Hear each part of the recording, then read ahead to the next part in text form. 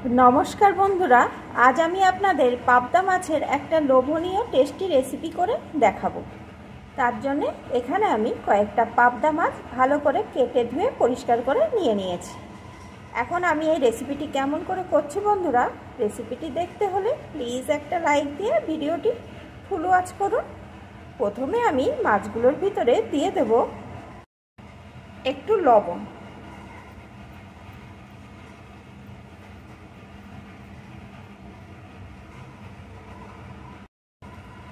दिए देव एकटू हलुद गुঁড়ো,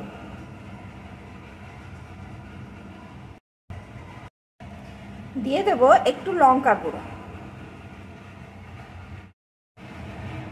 दिए देव 1 टेबिल चामच टक दई। এখন মাছটাকে সুন্দর করে মাখিয়ে নেব। অফ ক্যামেরায় আমি হাতের সাহায্যে সুন্দর করে মাছটা মাখিয়ে নিয়েছি। এখন এইভাবে কিছুক্ষণ রেস্টে রেখে দেব। তার মধ্যে আমি এই মাছের মশলাটা রেডি করে নেব।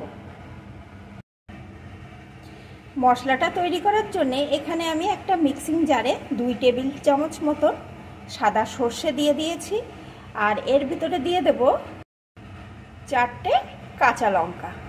এখন একটু জল দিয়ে এটাকে একটা মসৃণ পেস্ট তৈরি করে নেব।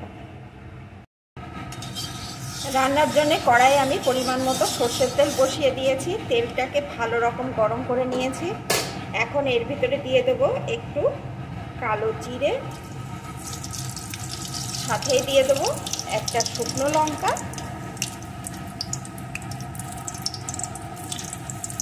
এখন এগুলোকে ভালো করে ভেজে নেব।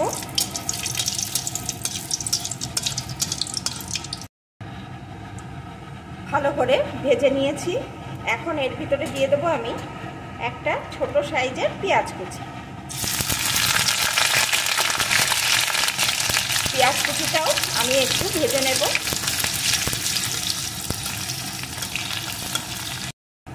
পেঁয়াজ কুচিটা আমি একটু ভেজে নিয়েছি। এখন ম্যারিনেট করা মাছগুলোকে এর ভিতরে ঢেলে দেব।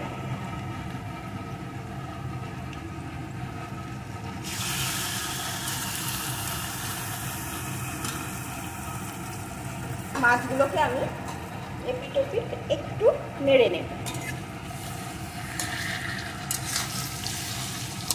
মাছগুলো কিন্তু খুব নরম হয়, তাই এখনই একটু নেড়ে নেব, পরে আর নাড়াতে গেলে ভেঙে যাবে।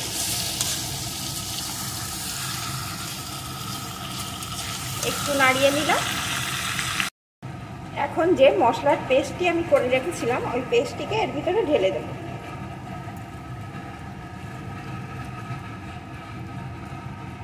সাথে এই মিক্সিং জারটা ধুয়ে একটু জলও দিয়ে দেব।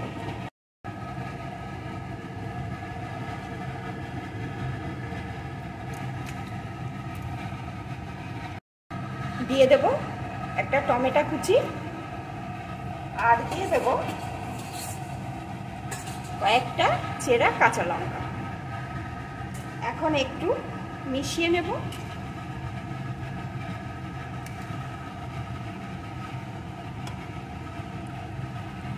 এখন একটা ঢাকা চাপা দিয়ে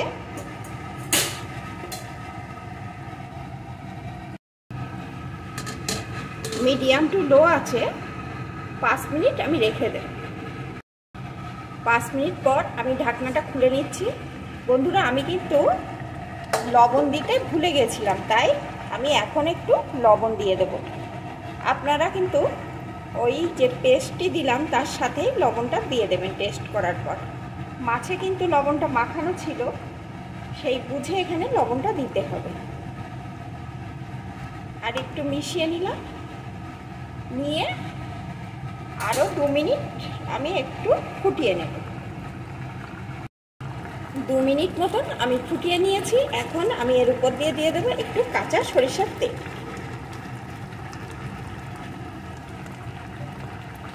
একটু মিশিয়ে নেব। বন্ধুরা, এখন কিন্তু আমার এই পাবদা মাছের রেসিপি একদম পুরোপুরিভাবে রেডি।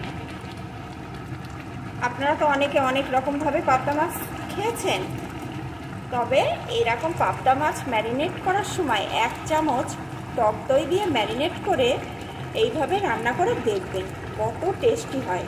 স্বাদটাই পুরো পাল্টে যাবে। আমরা সবসময় সর্ষে পোস্ত বাটা দিয়েই পাবদা মাছ খাই, আমিও সর্ষে বাটা দিয়েই করেছি, তবে একটু টক দই দিয়ে দেখবেন, টেস্টটাই আলাদা হবে আর দারুণ সুন্দর খেতে লাগবে। তাহলে বন্ধুরা, আমার এই রেসিপিটি আপনাদের কেমন লাগলো প্লিজ কমেন্ট করবেন, ভালো লাগলে অবশ্যই লাইক শেয়ার করে দেবেন। এখন এটা আমার রেডি, আমি নামিয়ে নেব।